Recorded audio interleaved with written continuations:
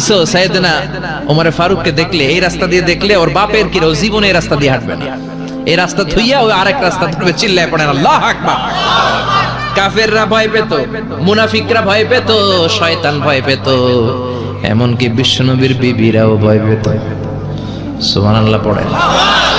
বিশ্বনবীর বিবিরা বিশ্বনবীরে ধরলেন, আমার এইটা কিনা দেন, ওইটা দেন। বিশ্বনবী কয় টাকা নাই, ক্ষমতা নাই, সামর্থ্য নাই, বেশি কথা কইলে তালাক নিয়ে যাও, তোমাদের চেয়েও সুন্দরী অনেক সতী সাধবী নারী আল্লাহ ব্যবস্থা করে দিবে। বিবিরা মাঝে মাঝে খুনসুটি করতো, নবীরে ধরতো, এটা নাই ওইটা নাই, এটা দেন। একবার সব বিবিরা টাইট করে ধরছে, ও নবী, আয়েশার ঘরে যেদিন থাকেন সাহাবারা বেশি হাদিয়া পাঠায় কেন, আমাদের ঘরে যেদিন থাকেন পাঠায় না কেন? কালকে জুমার নামাজের পরে ঘোষণা দিবেন সবার ঘরে সমান সমান হাদিয়া। নবী কয় আমি হাইতান্ন। ও মিয়া, কে হাদিয়া দিবে, কটুক দিবে, এটা কি ইমাম সাহেবের কাজ? ইমাম সাহেবের বাসায় কে কোন দিন কি খাওয়াবে, কি গিফট দিবে, এটা তো কে যে গিফট দিবে তার ব্যাপার। বিশ্বনবী বললেন আবু বকরকে সবাই ভালোবাসে, তাই আবু বকরের মেয়ের ঘরে যেদিন আমার ডেট পরে থাকার সময়, ওই দিন হয়তো বেশি হাদিয়া পাঠায়, তোমাদের ঘরে পাঠায় না, আমার বলার কোনো সুযোগ। বিবিরা কয় না, আপনারে বলতেই হবে। নবী কয় আমি পারবো না, বিবিরা কয় পারবেন। ইন দ্য মিন টাইম দরজার উপর থেকে কে যেন সালাম দিল, আসসালামু আলাইকুম ওয়া রাহমাতুল্লাহ। বিশ্বনবী বললেন ওয়া আলাইকুম আসসালাম। বিশ্বনবী বুঝতে পারলেন সালামটা আমার ওমরের সালাম। বিশ্বনবী সালামের উত্তর দিয়ে বিবিদের দিকে তাকায়, দেখে একটা বিবি ওর সামনে নাই, সব উদাও, ভ্যানিশ হয়ে গেছে। ওই যে ওমর, সুবহানাল্লাহ পড়বেন না? এই জন্য ওমরকে শয়তানও ভয় পেত। আমাদের বাচ্চাদেরকে, আমার মেয়ে একটা মাত্র মেয়ে, খাইতে চায় না, শুধু আমার মেয়ে না, অধিকাংশ বাচ্চাদের এই অবস্থা। ওর আম্মু দিক দিয়ে খাওয়ায়, আবার দৌড় দেয়, আবার আমি খাওয়াই, আবার কান্নাকাটি করে, বলে গল্প শোনাও, তাইলে খাবো। এখন গল্প শোনাইলেও খায় না। বর্তমান সময়ের ছেলে মেয়েগুলো এরকম, এত জ্বালাতন করে, খেতে চায় না তো বলতে হয় বাঘ আসবে বাঘ, সিংহ আসবে সিংহ, সিংহ মামা আসবে, ঘুমাও ঘুমাও, এগুলো আমরা বলি না? বড় দোষী তো আপনারা কি বলেন? বাচ্চা যদি না ঘুমায়, না খাইতে চায়, এগুলাই তো বলে। বাঘ আসবে, বিড়াল আসবে। মদিনাতে ওমরে ফারুক যখন খলিফা, মদিনার কোন বাচ্চারা যদি না খেতে চাইতো, না ঘুমাইতে চাইতো, মদিনার মায়েরা বলতো তাড়াতাড়ি ঘুমাও, ওই যে ওমর আসতেছে, ওমর। আল্লাহু আকবার। কি শাসক ছিলেন সাইয়েদনা ওমর! সবাই সমান, উনার বিধান, উনার রীতি সবার জন্য সমান। মদ খাওয়ার অপরাধে নিজের কলিজার টুকরা ছেলে আবু শাহমাকে 80টা বেত মেরেছে। হাদিসটা দাঈফ, তবে শিক্ষা আছে আমাদের জন্য। 80টা বেত মেরেছে। এক রাওয়াতে পাওয়া যায় বেত মেরে ছেলেটাকে আহত করে ফেলেছে, আর এক রাওয়াতে পাওয়া যায় পিটাতে পিটাতে ছেলেটাকে দুনিয়া থেকে শেষ করে ফেলেছে। ছেলের মুখে গন্ধ পেয়েছে। আর শরীফতা খামরান, কিরে মদ খাইছস? কয় না বাবা, শরীফতু নাবিজ, আমি নাবিজ খেয়েছি। নাবিজ খাওয়া যায়। নাবিজ হচ্ছে রাতের বেলা আরবরা দুধের মধ্যে শক্ত খুরমা ছেড়ে দেয়। 1 কেজি দুধের মধ্যে 10টা শক্ত খুরমা ছেড়ে দিলে সকালবেলা দুধের কালারটা সাদা থাকে না, শক্ত খুরমার রস টেনে ওটা লাল হয়ে যায়, খেতে বড় মজা, এটাকে বলে নাবিজ। কিন্তু সকালেই খেতে হবে। ওইটারে যদি 3 দিন জমায় রাখেন, 4 দিন জমায় রাখেন, ওইটাও গাঞ্জা হয়ে যাবে, ওইটাও তারি হয়ে যায়, মদ হয়ে যায়। সাইয়েদনা ওমরের ছেলে এই কাজ করেছেন, একটু তারির স্বাদ নেয়ার জন্য 4 দিন রেখে দিয়েছে। সাইয়েদনা ওমর বললেন কি খাইছস? কয় মদ খাই নাই। নাবিজ খাইছস? এদিকে আয়। ইফতাহ ফামাক, মুখ খোল। হা করার পরে মুখের সামনে নাক নিয়ে গন্ধ দেখে, মদের গন্ধ, কলারটা ধরে মসজিদে নববীতে নিয়েছেন। ইন দা মিন টাইম মসজিদে নববীতে জোহরের নামাজ হয়। নিজের ছেলেকে মসজিদে নববীর উস্তানা বলে, উস্তানাতু মসজিদে নববী, মসজিদে নববীর পিলারে বেঁধেছেন।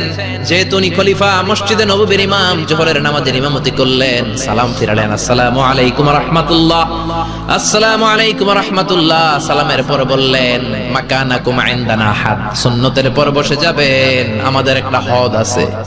আল্লাহর দেয়া যে বিধান, বিচার, এটাকে আরবিতে বলে হাদ, প্লুরাল হচ্ছে হুদুদ। আমাদের হুদুদ আছে, মানে গুরুদণ্ড আছে, বসবেন। হাজার হাজার মানুষ সবাই ওযু করে যখন ঢুকতেছিল, দেখে আবু শামা পিলারে বাঁধা। সবাই তো আশ্চর্য, কি আজীব তামাশা, প্রেসিডেন্টের পোলা বাঁধা। নামাজের পরে বাইরে আসার পরে হাজার হাজার মানুষ তাকিয়ে আছে। কানাঘুষা শুরু হয়ে যায়। সবাই বলে কি হয়েছে? ওমর কয় আমারে টানাটানি করা যাবে না, এই যে থামেন থামেন, এখন টানলে কি হবে আমি জানি, খুব বিশৃঙ্খলা হবে। দাঁড়ায় শোনেন, দাঁড়ায় শুনলে ডবল সোয়াব। আমি চলে গেলে এরপর আপনারা টানাটানি করে ঢুকে। কথা শুনতেছেন তো? মনোযোগ আছে? লোকদের মধ্যে কানাঘোষা, প্রেসিডেন্টের ছেলে।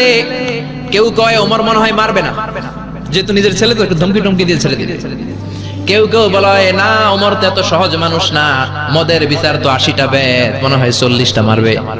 কেউ কয় না 80টাই মারবে। ওমর চেয়ারে বসে জল্লাদরে ডাকলেন, বললেন ইবদা বিসমিল্লাহ, নে চাবুক শুরু কর।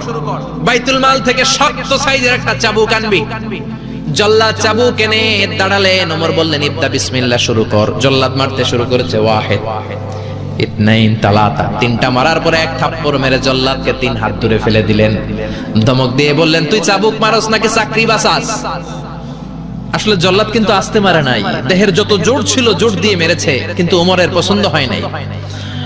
ওমর বলে আইন্দাকা তালাতা আইন্দে ওয়াহিদ, তোর হিসাবে চাবুক মারা হয়েছে 3টা, আমি ওমরের হিসাবে মায়ের হয়েছে 1টা। চাবুক আমার হাতে দে, আমি 2 নাম্বার থেকে শুরু করি। ওমরে ফারুক 2 নাম্বার শুরু করলেন। 2, 3 এক একটা চাবুক মারে, ছুপ ছুপ করে চামড়া ছিলে, রক্তগুলো মসজিদে নববীর বারান্দার পিলারের মধ্যে লাগে। ওমরের চেয়ে শক্তিশালী দ্বিতীয় কোন পুরুষ মদিনার জমিনে ছিল নাকি? ওমরের হাতের মাইর। ছেলেটা চিৎকার দিয়ে বলে বাবা, ও আব্বা, আর মদ খাবো না, ছেড়ে দেন, আর খাবো না। মদ তো আমি খাই নাই, আমি খেয়েছি নাবিজ, 3-4 দিন রাখার কারণে একটু মাতলামি হয়েছে আমার। আব্বা এবারের জন্য ছেড়ে দেন, আর খাবো না। ওমরের কঠোর হৃদয়ে কোনো দয়া মায়া আসে না, মারতে লাগলেন। এবার আবু শাহামার মা ওমরের বউ পায়ের মধ্যে ওমরের পায়ে পড়ে ডেকে বলে, ওমর, আমার কলিজার টুকরা ছেলেটারে মারিস না। 30টা বাড়ি মারা হয়েছে, আর বাকি 50টা বাড়ির জন্য এক একটা চাবুকের বিনিময়ে আমি এক একটা উট আল্লাহর রাস্তায় সদকা করবো রে ওমর। সাইয়েদনা ওমর বলে, আরে নিয়ে যাও। আবু শাহামার মা উট দিয়ে আল্লাহর জাইন চাবুকের বাড়ি থেকে একটা বাড়িও কমানো যাবে না, 80টা বাড়ি দেয়া পর্যন্ত পৃথিবীর কোন শক্তি আবু শাহামারে আমার হাত থেকে ছুটাতে পারবে না। আবু শাহামার মা কাঁদতে লাগলো।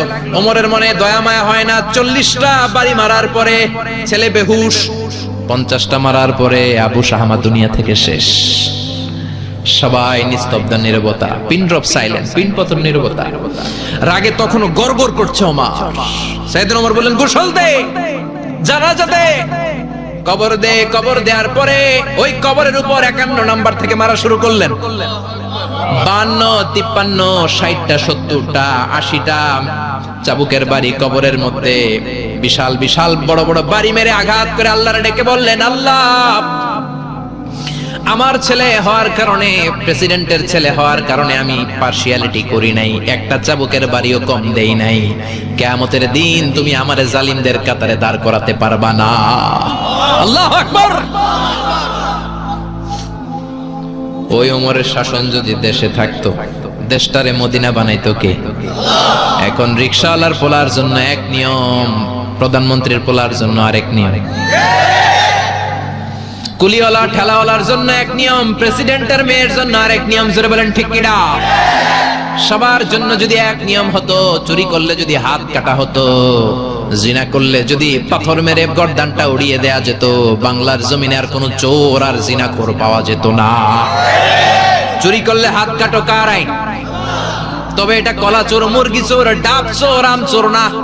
যেই চোরগুলো একটা কলমের সিগনেচারের খোঁচায় দেশের 1000 কোটি টাকা মেরে দেয়, ওই চোরদের হাত আগে কাটতে হবে। জোরে কোন ঠিক কিনা? এক কলমের খোঁচায় শেয়ার বাজার খাইয়া ফেলায়, হলমার্ক খাইয়া ফেলায়, দেশের টাকা সুইজারল্যান্ডে পাঠায়, ওই চোরগুলার হাত। জোরে বলেন ঠিক কিনা?